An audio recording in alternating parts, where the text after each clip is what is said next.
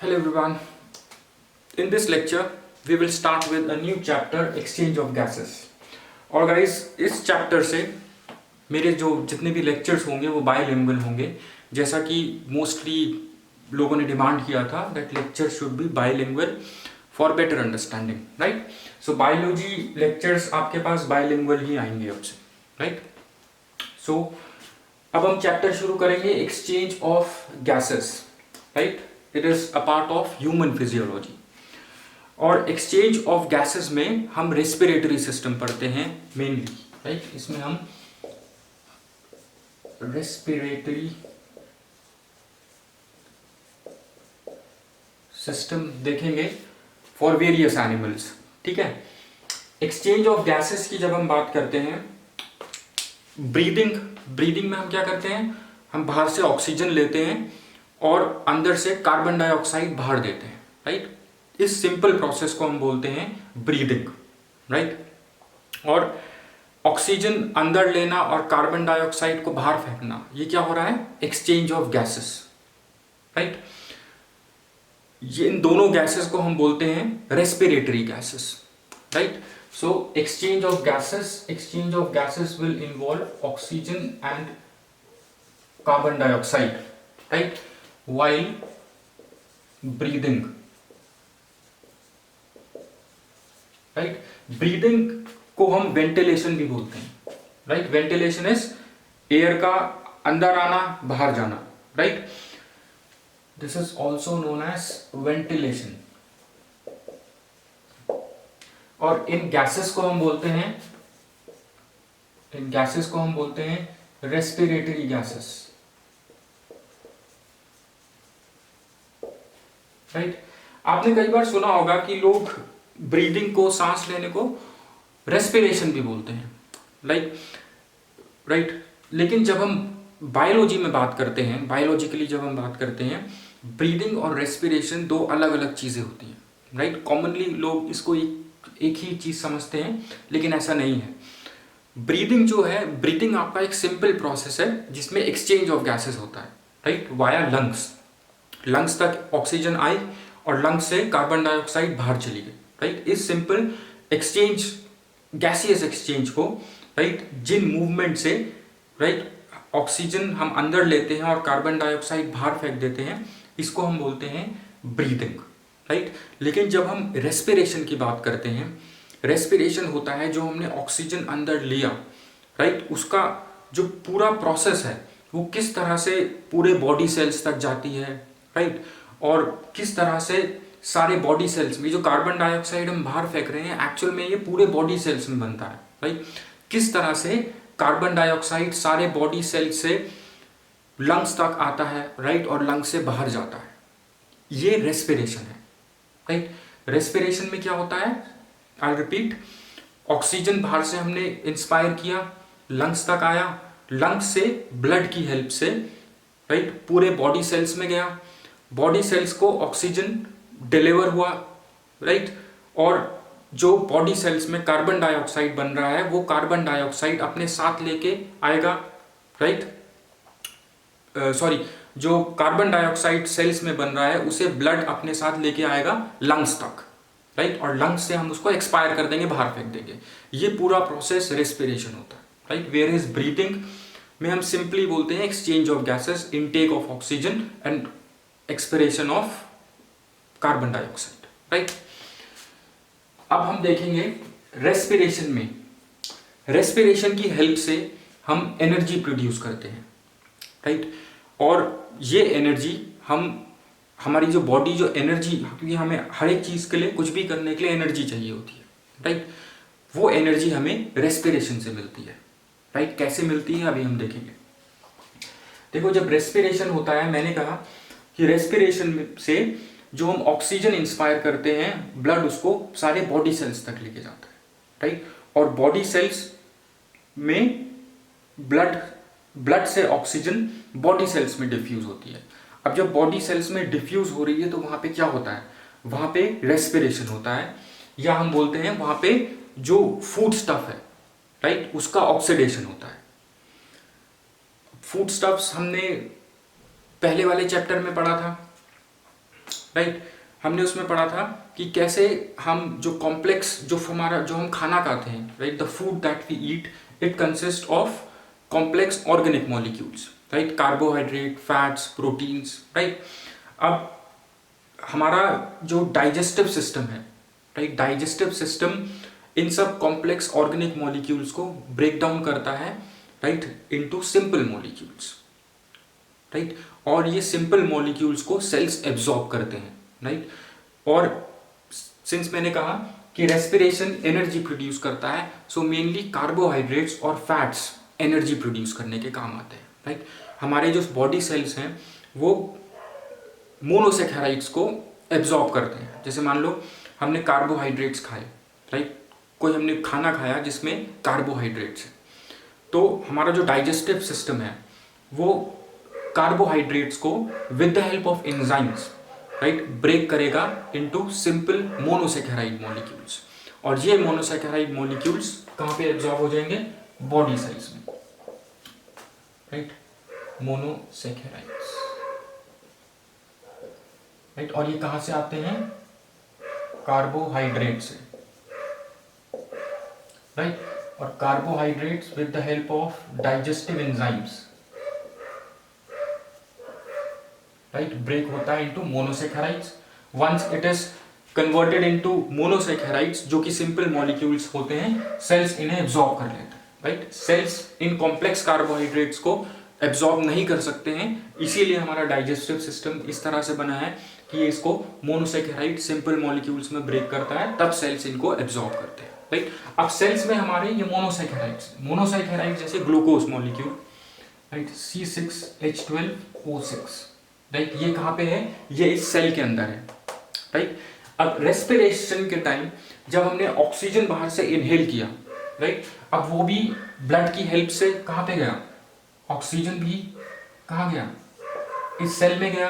अब ये ऑक्सीजन, ये जो ग्लूकोज मॉलिक्यूल है इसको ऑक्सीडाइज करेगा, राइट। जब ऑक्सीजन किसी भी ऑर्गेनिक कंपाउंड से रिएक्ट करता है, दैट मीन्स वो उसको ऑक्सीडाइज कर रहा है। सो ऑक्सीडाइज करेगा एज पर दिस इक्वेशन। पे आपको मिलेगा carbon dioxide, water plus energy in the form of ATP, adenosine triphosphate, right. So जो एनर्जी है वो स्टोर होती है in the form of ATP, right, which would be used by the body for various processes, right. So ये आपका क्या था? ये आपका फूड मॉलिक्यूल है इन द सिंपल फॉर्म, जो कि सेल ने एब्जॉर्ब, जो आपके बॉडी सेल्स ने एब्जॉर्ब किया है। और ऑक्सीजन जो हम रेस्पिरेशन से ले रहे हैं वो भी बॉडी सेल्स में जा रहे हैं।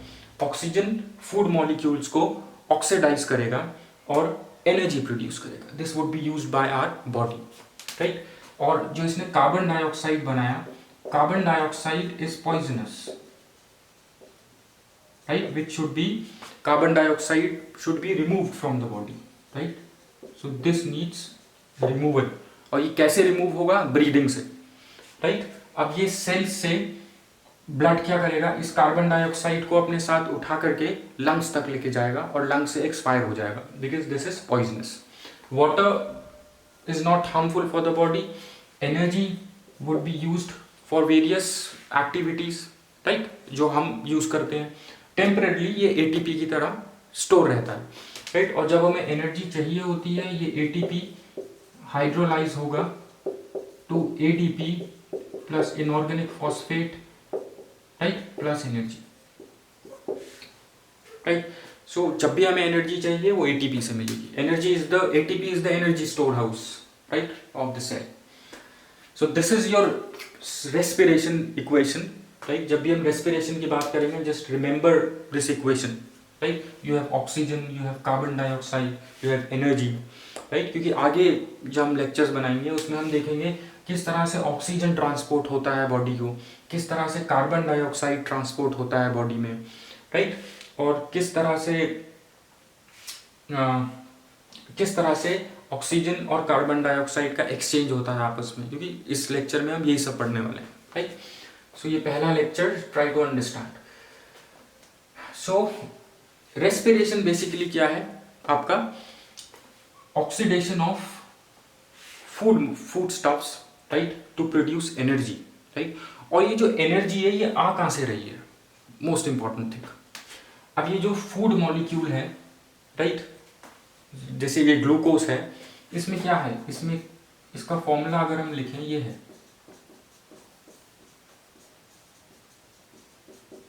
राइट। अगर मैं इसको एक्सपैंड करके लिखता हूं,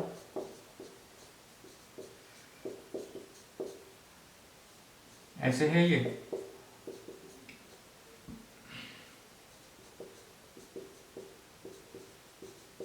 this is formula for oxygen molecule, right. अब ये एनर्जी कहां से आई, ये जो बॉन्ड्स हैं, राइट, ये जो बॉन्ड्स हैं, जैसे सी एच बॉन्ड्स, ये जितनी भी बॉन्ड्स दिख रही हैं आपको इस मॉलिक्यूल में, इन बॉन्ड्स में क्या है, बॉन्ड में बॉन्ड एनर्जी होती है।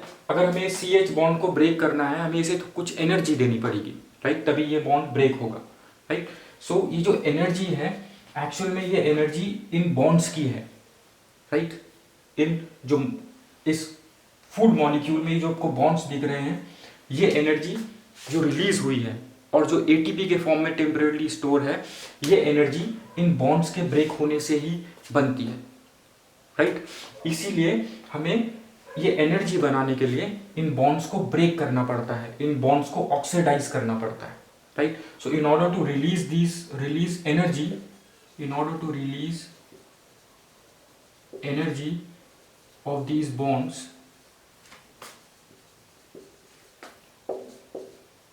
you need to oxidize these bonds, right. जब ये बॉन्ड ऑक्सीडाइज हो जाएंगी, ये एनर्जी रिलीज करेंगी और ये एनर्जी टेम्परेरी स्टोर हो जाएगी in the form of ATP, right. और जब भी एनर्जी रिक्वायर होगी बॉडी को, this ATP molecule would be hydrolyzed to release energy, right. This is it, just remember this important thing. अब एक चीज हम यहां से कंक्लूड करते हैं कि रेस्पिरेशन जो है एक कैटाबॉलिक प्रोसेस है, राइट। कैटाबॉलिक प्रोसेस मतलब जिसमें एक मॉलिक्यूल ब्रेक होता है या डिग्रेड होता है, राइट, छोटे मॉलिक्यूल्स में, राइट। तो यहाँ पे जो हमारा ग्लूकोज का मॉलिक्यूल है वो डिग्रेड हुआ या ब्रेक हुआ into carbon dioxide and water, right, and with the release of energy. So we say that respiration is a catabolic process. Respiration is a catabolic process. This is important, right? अब एक चीज जो हमने बात करी exchange of gases की, breathing की जो हमने बात करी, हमने इंस्पायर करी एयर, लंग्स तक आई, राइट, और लंग्स से हमने कार्बन डाइऑक्साइड बाहर एक्सहेल कर दी, उसको हम बोलते हैं external respiration. This is your external respiration. Mainly इसमें क्या है, आपकी breathing, simple exchange of gases. और जो हमने बात करी थी कि ऑक्सीजन, हम ऑक्सीजन इंस्पायर करेंगे, राइट, लंग्स तक आएगा ऑक्सीजन, और वहां से जो हमारे लंग्स में ब्लड है, राइट, ब्लड वेसल्स हैं, उन वेसल्स में जो ब्लड है वो उसको पूरे बॉडी सेल्स तक लेके जाएगा ऑक्सीजन को, राइट। वहां से सारे बॉडी सेल्स को ऑक्सीजन ट्रांसपोर्ट करता हुआ जाएगा, वहां से कार्बन डाइऑक्साइड को उठा के लाएगा, वापस लंग्स तक लेके आएगा, और वहां से कार्बन डाइऑक्साइड बाहर एक्सपायर हो जाएगी, राइट। इसको हम बोलते हैं इंटरनल रेस्पिरेशन, राइट। इस पूरे प्रोसेस को हम बोलते हैं internal respiration.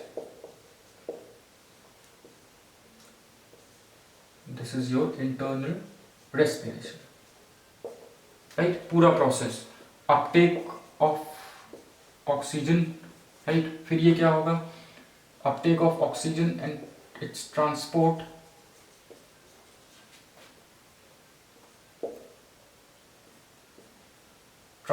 To body cells, right, वहां से uptake of CO2, right, and finally expiration of CO2. This is your internal respiration, right?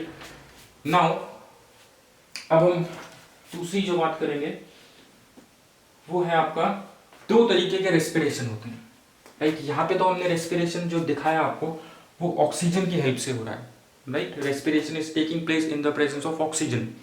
जो रेस्पिरेशन ऑक्सीजन से होता है उसको हम बोलते हैं aerobic respiration, right. Respiration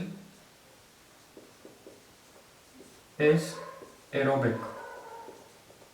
aerobic means respiration in the presence of oxygen,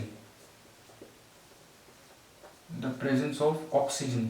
और दूसरा होता है anaerobic। anaerobic क्या होता है? in the absence of oxygen, in the absence of oxygen। aerobic respiration में क्या होता है? complete oxidation होता है, राइट, सबस्ट्रेट का। जैसे ये सबस्ट्रेट मॉलिक्यूल यहाँ पे क्या है? Glucose. In the presence of oxygen ये ग्लूकोज मॉलिक्यूल पूरी तरीके से ऑक्सीडाइज होगा, पूरी तरीके से ब्रेक डाउन होगा to form carbon dioxide, water and with the release of energy. इसमें अगर हम 1 ग्राम ग्लूकोज का लेते हैं, राइट, 1 ग्राम ग्लूकोज का 1 gram mole, if we take 1 gram mole of glucose it will produce around 38 ATP molecules, right? So you can imagine energy equal to 38 ATP molecules, right? So around 1 gram mole of glucose will make 38 ATP molecules, right? इसमें aerobic respiration में जो energy production होता है वो high होता है, right? Whereas अगर हम anaerobic respiration की बात करें, right? पहले तो एनारोबिक रेस्पिरेशन होता कहां से है? एनारोबिक रेस्पिरेशन तब होता है firstly in the absence of oxygen, right. अब जब एब्सेंस ऑफ ऑक्सीजन, जब ऑक्सीजन की लिमिटेड सप्लाई होगी, वहां पे जो जो ये आपका ऑर्गेनिक मॉलिक्यूल है, जैसे अगर ये ग्लूकोज मॉलिक्यूल है, ये पूरी तरीके से ब्रेक डाउन भी नहीं होगा। अब ये एनारोबिकली या तो एथेनॉल बनाएगा या लैक्टिक एसिड बनाएगा, right. So in case of anaerobic respiration, no complete breakdown of substrate जो यहाँ पे क्या है? C6H12O6, let's say food molecule, right? And it will break तो होगा लेकिन पूरी तरह से नहीं होगा। जब पूरी तरह से ये ब्रेक नहीं होगा तो क्या कंपाउंड बनाएगा? या तो ये बनाएगा आपका एथेनॉल, राइट, और दूसरी चीज बनाएगा लैक्टिक एसिड, राइट। ये दोनों चीजें बनेगी। अब ये इसको हम फर्मेंटेशन भी बोलते हैं, राइट। और एक इंपॉर्टेंट चीज ये है, कुछ ऑर्गेनिजम्स, राइट, जैसे वी ह्यूमंस, हमें एरोबिक रेस्पिरेशन होता है लेकिन रेस्पिरेशन एनारोबिकली भी होता है। जो हमारे मसल्स हैं, राइट, जब हम कुछ high energy requiring physical activity कोई हम कर रहे होते हैं तो हम उस समय थकान भी बहुत महसूस करते हैं। क्यों? क्योंकि उस समय हमारी मसल सेल्स को उतना ऑक्सीजन नहीं मिल रहा होता जितना उन्हें चाहिए होता है फॉर कंप्लीट ऑक्सीडेशन, राइट। सो हमारी muscle cells anaerobically, right, without oxygen respire करने लग जाते हैं, राइट। एनारोबिक रेस्पिरेशन शुरू हो जाता है और एनारोबिक रेस्पिरेशन में हमारी मसल सेल्स में बनती है लैक्टिक एसिड, राइट। और lactic acid will cause fatigue, जिसकी वजह से हमें थकान महसूस होती है, right. So organisms can respire aerobically as well as anaerobically, दोनों एक ही ऑर्गेनिज्म में हो रहे होते हैं, right, like us in humans, right. So remember this. अब जो हमें एक इंपॉर्टेंट और चीज़ देखनी है, जब हम रेस्पिरेशन की बात करते हैं, जब हम एक्सचेंज ऑफ गैसेस की बात करते हैं, ये एक्सचेंज ऑफ गैसेस चाहे हम किसी भी ऑर्गेनिज्म की बात करें, किसी भी एनिमल की बात करें, वो होता है ऑन अ रेस्पिरेटरी सरफेस, एक सरफेस पे होता है, राइट। उस सरफेस को हम ह्यूमंस में वो सरफेस होता है लंग्स। अगर हम फिशेस की बात करें, वो सरफेस होते हैं गिल्स फिशेस के, राइट, जहाँ से फिशेस रेस्पायर करती हैं, सांस लेती हैं। और अगर हम कुछ छोटे छोटे ऑर्गेनिजम्स की बात करें, जैसे फ्लैटवर्म्स, स्पॉन्जेस, हाइड्रा, राइट, जो पानी में रहते हैं, वो रेस्पायर कर, क्योंकि वो बहुत छोटे होते हैं, they can respire from their body surface also, right. So उनका सर्फेस कौन सा है, respiratory surface, their body surface, right. So exchange of gases के लिए हमें क्या चाहिए होता है, एक रेस्पिरेटरी सर्फेस। और रेस्पिरेटरी सर्फेस का जितना ज़्यादा सर्फेस एरिया होगा, रेस्पिरेशन उतनी ही अच्छी तरह से होगा, उतनी ही ज़्यादा एयर हम बाहर से ले सकेंगे और कार्बन डाइऑक्साइड बाहर फेंक सकेंगे, राइट। क्योंकि जितनी ज़्यादा एयर हम लेंगे, राइट, उतनी ही तेज़ी से हम सारे बॉडी सेल्स को, या उतनी ही हाई क्वांटिटी में बॉडी सेल्स के पास ऑक्सीजन होगा। क्योंकि ऑक्सीजन के बगैर हमारे सेल्स रेस्पायर नहीं कर पाएंगे, एनर्जी नहीं प्रोड्यूस कर पाएंगे। जब एनर्जी नहीं प्रोड्यूस कर पाएंगे then cells will die, right. अगर सेल्स हमारे मर गए then we are also not alive, right, because our basic structure and function is cell, right. So अगर सेल्स ही नहीं है, सेल्स ही नहीं जिंदा है, तो इंसान भी कैसे जिंदा रहेगा, राइट। और एक दूसरी इंपॉर्टेंट बात यह है कि अगर जैसे आपके ब्रेन सेल्स को कुछ मिनट्स के लिए ऑक्सीजन नहीं मिला, राइट, सो योर ब्रेन में डाई। ऐसा भी हो सकता है कि कोई बॉडी का हिस्सा ही मर जाए, right, in the absence of oxygen और in the limited supply of oxygen, right. This is important. So your body cells need continuous supply of oxygen to produce energy, right. So I just write it over here. Your body need continuous supply of oxygen to produce energy, right, जिससे कि sales आपके alive रहे, right. अब हमने बात करी that for respiration और for exchange of gases और रेस्पिरेशन हमें क्या चाहिए होगा, हमें चाहिए होगा एक रेस्पिरेटरी सरफेस, राइट। और ये रेस्पिरेटरी सरफेस हम ह्यूमंस में क्या है, lungs, right.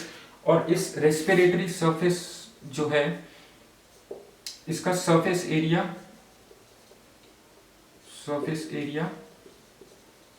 Should be large, right. ये हम पढ़ेंगे आगे वाले लेक्चर में कि हमारे लंग्स का सरफेस एरिया जो छोटे दिखते हैं, लेकिन है जो सरफेस एरिया हमारे लंग्स का है वो हमारी बॉडी से भी ज़्यादा है, राइट। किस तरह से है वो हम आगे वाले लेक्चर में देखेंगे, राइट। दूसरी चीज है, क्योंकि रेस्पिरेशन या एक्सचेंज ऑफ गैसेस ये इस सरफेस पे हो रहा है, राइट, लंग्स में हो रहा है अगर, सो जो रेस्पिरेटरी गैसेस हैं जैसे कार्बन डाइऑक्साइड और oxygen, these gases should be able to pass across this respiratory surface. इस रेस्पिरेटरी सरफेस से ऑक्सीजन आनी चाहिए और कार्बन डाइऑक्साइड बाहर जानी चाहिए। That means oxygen and carbon dioxide should be allowed to diffuse through this respiratory surface, right, क्योंकि जो exchange of gases है वो diffusion के through होता है respiration में, right.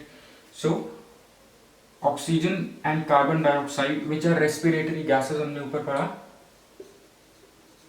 should be able to diffuse, right, across the respiratory surface, right. और respiratory surface should be moist because in the presence of moisture जो respiration होता है वो अच्छे से होता है, exchange of gases अच्छे से होती है, right. और एक दूसरी चीज, एक और चीज that जो respiratory surface है, right, क्योंकि इसके थ्रू gases exchange हो रही हैं, gases पार हो रही हैं इस respiratory surface के थ्रू। अगर ये respiratory surface है, मान लो इस रेस्पिरेटरी सरफेस के थ्रू ऑक्सीजन आ रही है और कार्बन डाइऑक्साइड बाहर जा रही है। सो ये जो रेस्पिरेटरी सरफेस है ये बहुत थिन होना चाहिए, right. So this respiratory surface, या हम इसको मेम्ब्रेन भी बोल सकते हैं, मेम्ब्रेन है, मान लो रेस्पिरेटरी सरफेस एक मेम्ब्रेन है। So respiratory surface should be thin, right. So respiratory surface इस तरह का होना चाहिए। और हमारे लंग्स, अगर हम ह्यूमन रेस्पिरेशन की बात करते हैं, हमारे lungs should qualify all these things, right, for good respiration, right. I hope all this is clear. और हमें एक और चीज देखनी है कि जो छोटे माइक्रो ऑर्गेनिजम्स होते हैं, राइट, जो छोटे माइक्रो ऑर्गेनिजम्स होते हैं, can just take all this notes, right, I just rub this off. जो छोटे माइक्रो ऑर्गेनिजम्स होते हैं, जैसे मैंने बोला स्पॉन्जेस, हाइड्रा, राइट, जो एक्वेटिक एनिमल्स हैं बहुत से, राइट, वो क्या करते हैं, क्योंकि ओके, इससे पहले हम एक चीज देखते हैं। हमने जो रेस्पिरेशन की बात करी, अब जहां से हम ऑक्सीजन लेते हैं, राइट, जिस मीडियम से हम ऑक्सीजन ले रहे हैं उसको हम बोलते हैं रेस्पिरेटरी मीडियम, राइट। जैसे एयर जो है, हम एयर से ऑक्सीजन ले रहे हैं तो हम एयर को बोलते हैं रेस्पिरेटरी मीडियम। और जो हमारा रेस्पिरेटरी सरफेस है, ये respiratory surface should be in direct और indirect contact with the respiratory medium, तभी वो ऑक्सीजन ले सकेगा। हमारे जो लंग्स हैं वो रेस्पिरेटरी ट्रैक्ट के थ्रू, जिस रेस्पिरेटरी ट्रैक्ट वो रास्ता होता है जिससे ऑक्सीजन अंदर आती है लंग्स तक और कार्बन डाइऑक्साइड बाहर जाती है। अब हमारे लंग्स जो हैं इस रेस्पिरेटरी ट्रैक्ट के थ्रू एयर के डायरेक्ट कॉन्टैक्ट में, राइट, तभी हम ऑक्सीजन इजीली ले सकते हैं और कार्बन डाइऑक्साइड बाहर फेंक सकते हैं। So the respiratory surface should be in direct contact with the respiratory medium, right. Respiratory medium क्या होता है, कौन सा होगा, जहां से ऑक्सीजन आ रही है, सोर्स ऑफ ऑक्सीजन, राइट। और अब हम बात करते हैं माइक्रो छोटे ऑर्गेनिजम्स की। छोटे छोटे ऑर्गेनिजम्स जो होते हैं, मान लो इतना सा है कोई ऑर्गेनिज्म। अब इसका जो हमने शुरू में बात करी थी कि कुछ ऑर्गेनिजम्स बॉडी सरफेस से रेस्पायर करते हैं, राइट। और अभी हमने बात करी that the respiratory surface should be in direct contact with the respiratory medium. अब ये छोटे छोटे ऑर्गेनिजम्स जो होते हैं, दे आर इन, इनके जितने भी बॉडी सेल्स हैं, right, they are in direct contact with air, right, जहां पे ऑक्सीजन है। सो ये अपने बॉडी सेल्स जो डायरेक्ट कॉन्टैक्ट में है एयर के, ये हमें फाइनली ऑक्सीजन जो है सेल्स तक पहुंचानी है। ये यहाँ से ऑक्सीजन डायरेक्टली लेंगे, रेस्पायर करेंगे और बाहर कार्बन डाइऑक्साइड फैलते हैं, राइट। लेकिन अगर हम बड़े ऑर्गेनिजम्स की बात करते हैं, जैसे हम लोग हैं, हम ह्यूमंस हैं, हम लोगों में क्या होता है, इस तरीके से डायरेक्ट रेस्पिरेशन नहीं हो सकता है, राइट, क्योंकि एक्सचेंज ऑफ गैसेस हमने बात करी ऊपर, जो ब्रीदिंग होती है वो लंग्स के थ्रू होती है, जो ऑक्सीजन है वो लंग्स तक ही आती है, राइट। अब लंग्स से, अब हमारा साइज बड़ा है, राइट, हाथों को भी ऑक्सीजन चाहिए, पैरों को भी ऑक्सीजन चाहिए, ब्रेन में भी ऑक्सीजन चाहिए, सब जगह ऑक्सीजन जानी है। अब एयर, ऑक्सीजन कहाँ तक आ रही है, लंग्स तक। अब लंग्स जो रेस्पिरेटरी ऑर्गन्स हैं, रेस्पिरेटरी सिस्टम का पार्ट है, अब वो ऑक्सीजन कैसे भेजेंगे। सो हमें कोऑर्डिनेशन चाहिए होता है ब्लड का, which is a part of circulatory system, right. So in higher organisms like us humans, respiratory system और respiratory organs, right, respiratory system, let's say it respiratory organs work with circulatory system. It works with circulatory system like blood, right, to send oxygen to the entire body and to remove carbon dioxide from all the body cells, right. So बड़े organisms में respiratory organs और blood coordination में काम करता है in order to send oxygen to the entire body and remove carbon dioxide, right. I hope all this is clear. अब हम इसके बाद वाले लेक्चर में थोड़ी और डिटेल में बात करेंगे about exchange of gases, right. फिर उसके बाद हम देखेंगे कि ऑक्सीजन कैसे ट्रांसपोर्ट होता है, CO2 कैसे का ट्रांसपोर्ट होता है, फिर हम स्ट्रक्चर देखेंगे रेस्पिरेटरी ऑर्गन का, right. So I hope this is clear, thanks.